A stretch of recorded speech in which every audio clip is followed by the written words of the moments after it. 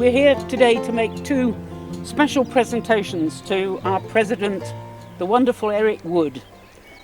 Many of you will know that Eric was one of the 5 founding members of the Trust 33 years ago.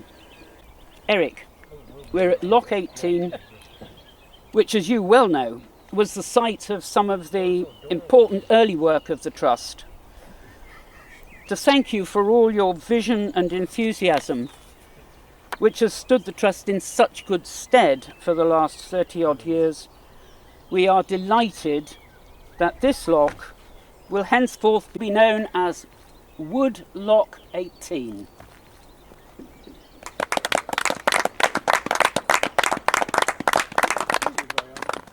A few weeks ago, Bob William visited Eric and asked him how he had started the Trust all those years ago. Eric, thanks for the invitation to come to see you.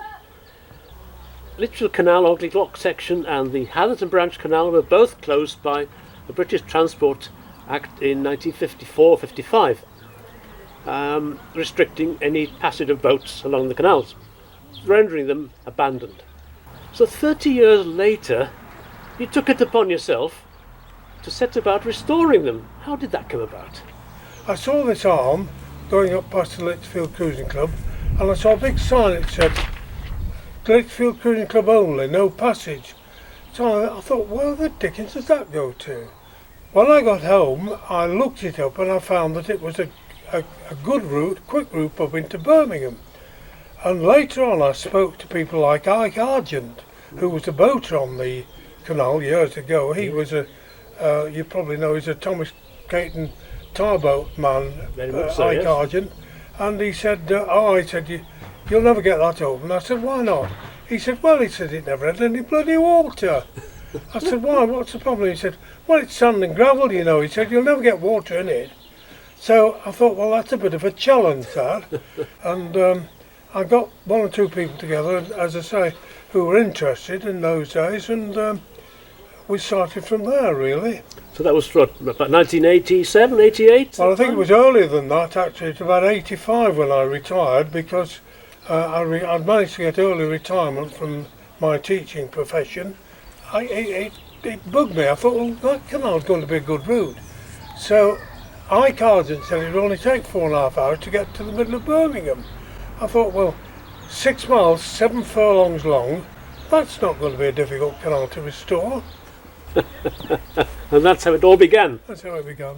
So before long, the company was formed, a company limited by guarantee and not having a share capital. Here's the original, drawn up by Shakespeare's the solicitors in Birmingham. And here are the Articles of Association in particular, signed by you. Yes. In company with Brian Kingshott and Nick Graysbrook. Yes. Brian became the secretary with you and Nick Graysbrook the treasurer. So the 3 of you set up the company without capital, which of course is a very brave thing to do. Of course it doesn't mean, it means you don't have any funds. How did you get Brian and Nick involved with you? Well, Nick and Brian were friends of mine. We'd been boating with them, and of course I'd been with IWA many years, and as I'd been boating with them, I asked them to come and join me at this point. And here is the original cash book from Nick Graysbrook, the treasurer at that time. And it started in 1989, 1990, 91. All the transactions in those 3 years fitted on just 2 pages of a cash book. There was so little of it. How daring it was to push that project forward. Well, I wasn't interested in the amount of money that we needed at that stage. I knew we had to get some money, but I was doing my best to raise money here, and I wasn't aware of the fact that it would cost us so much money at the end of the day. And I still feel very guilty, because having started this project, there are now so many people involved in it, and so many people have spending their life occupation towards it, but I feel very guilty because I started without my pushing it in the first place. I think people wouldn't have got so involved. So it was necessary to bring it to the public attention in a much more meaningful way. And you were lucky by having support from Duncan Moore. He was a local student at the time, and he drew up this document, Restoring the Northern Link, Lichfield and Hatherton Canal Restoration Trust. When I was the tender age of 14 or 15, I found myself absolutely fascinated by the BCN, and particularly the lost 60 miles.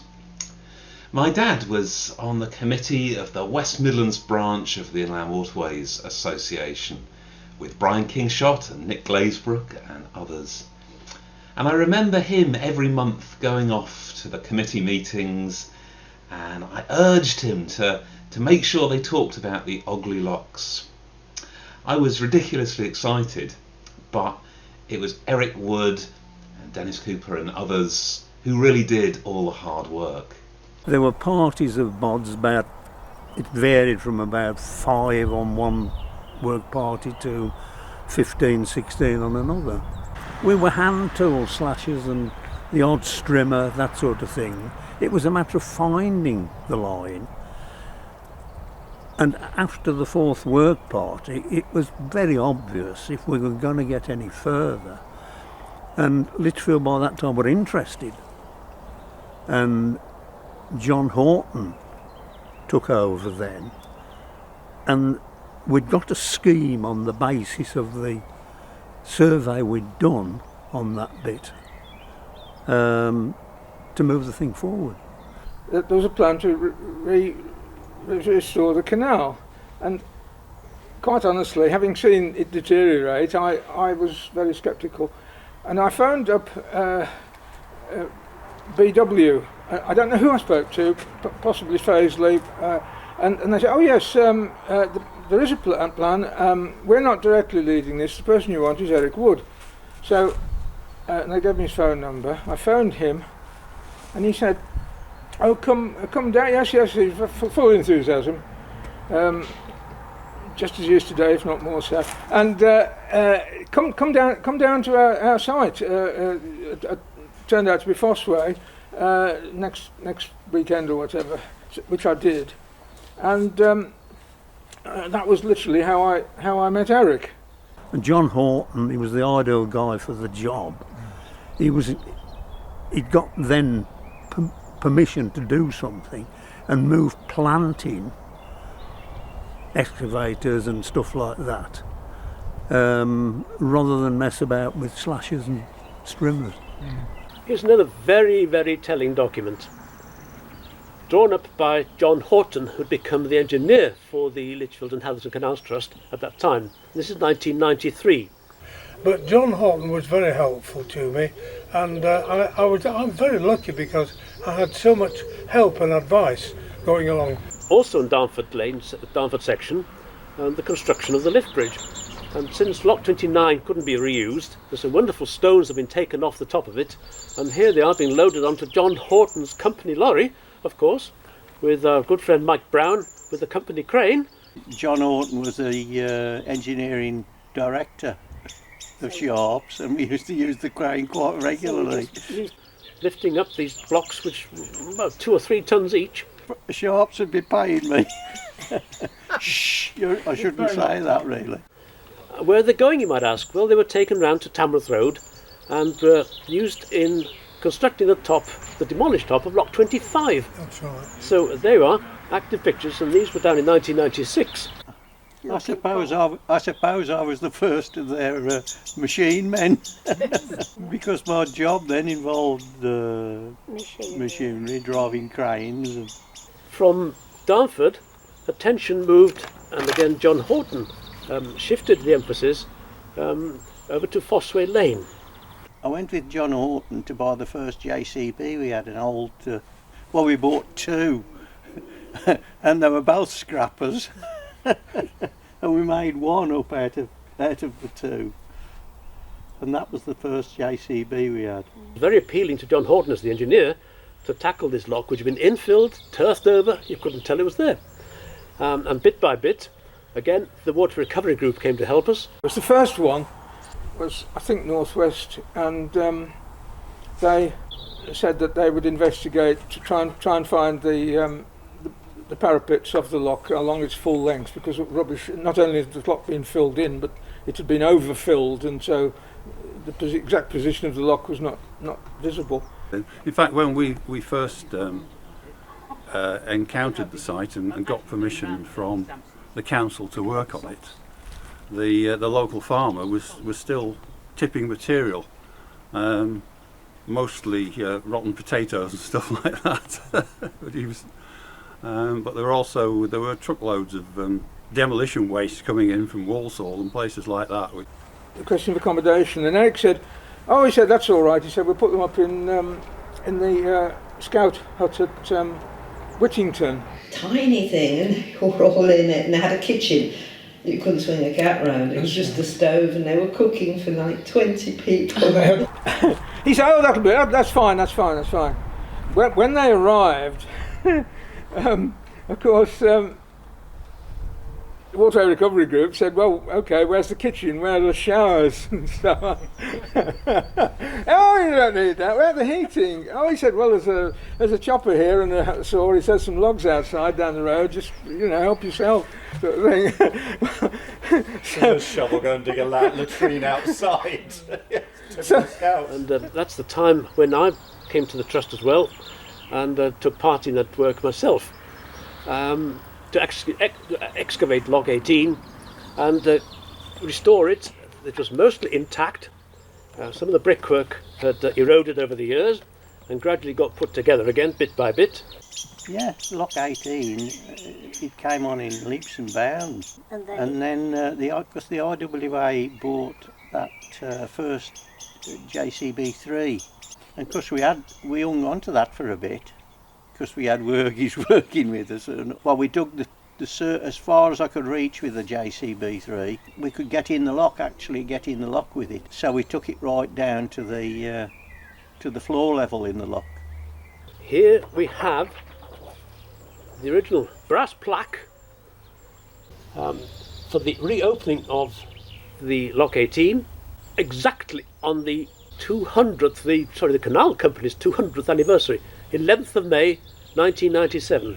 Yes. And there you are with the local council or leader of the council, and Lichfield Conduit Lands Trust, who had made a grant payment towards that work. So again, the public were able to see work taking place. And here indeed is a picture taken on the very day, on the 11th of May 1997, with yourself and Councillor Bob White and Tony Brooks, celebrating the reopening of Lock 18. What a wonderful moment that was. It was indeed. The idea of the IWA starting at Lichfield was so that there would always be a source of funding for the Lichfield and Atherton Canal Restoration Trust.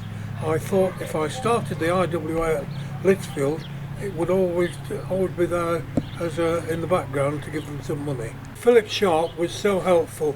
He was so knowledgeable, and he's so meticulous with what he does.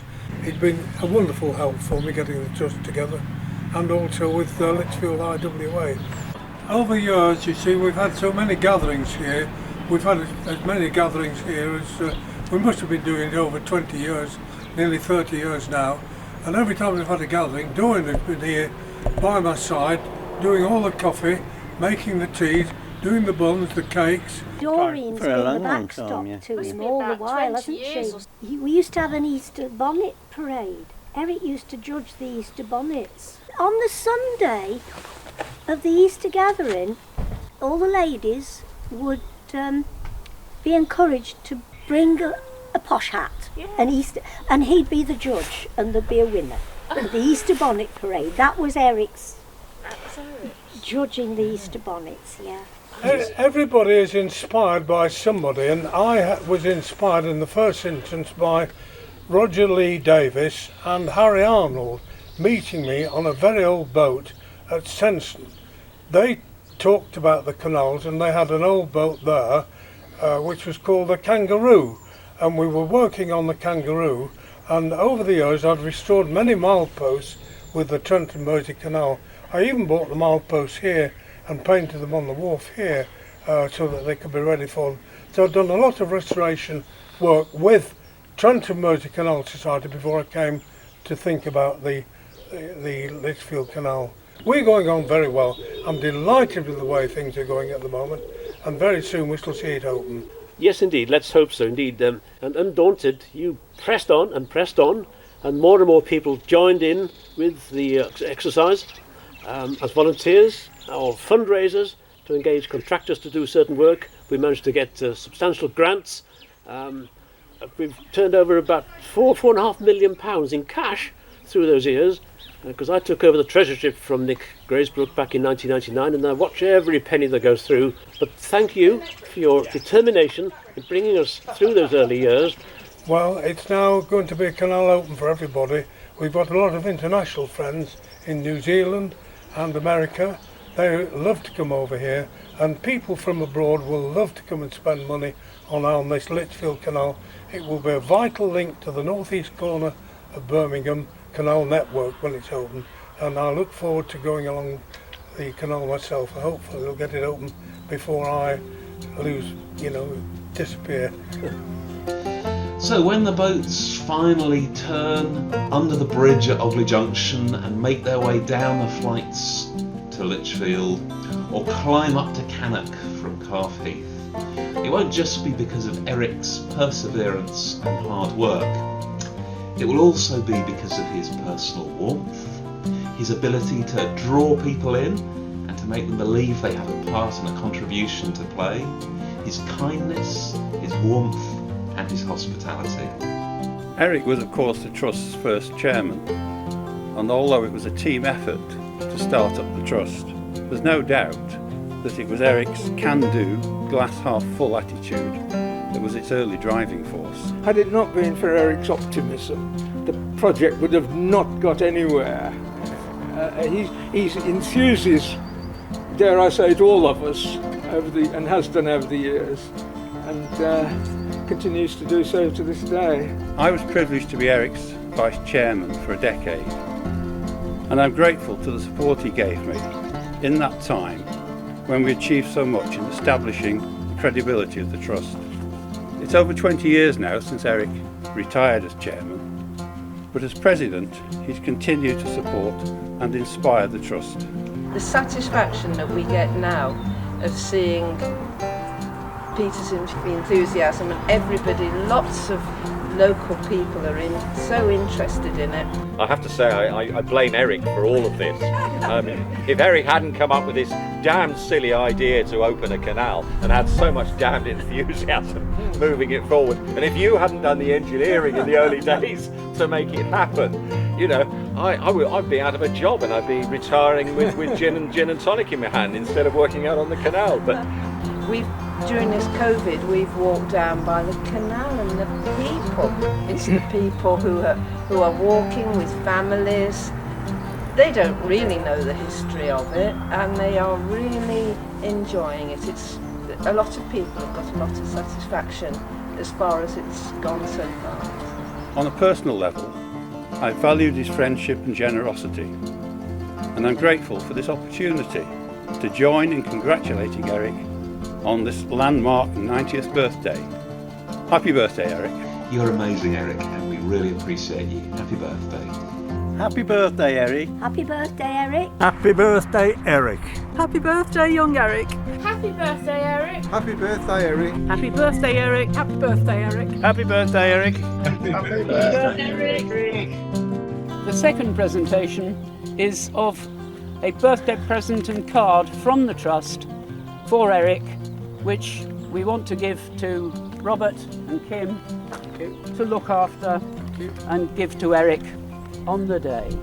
Well, we'd like to say thank you very much on Eric's behalf. We'll pass it on as soon as we can. I'm sure he would rather have been here, but obviously with the restrictions at the moment, it's not to be. We'll get him out here to have a look at this sign as soon as we can. Eric is a showman and a great motivator. In the future, working about down Lock 18, we'll probably have a little white-haired gentleman wander up to him, invite his wife to make a cup of tea for the gentleman, and tap him up for a few bob towards the restoration.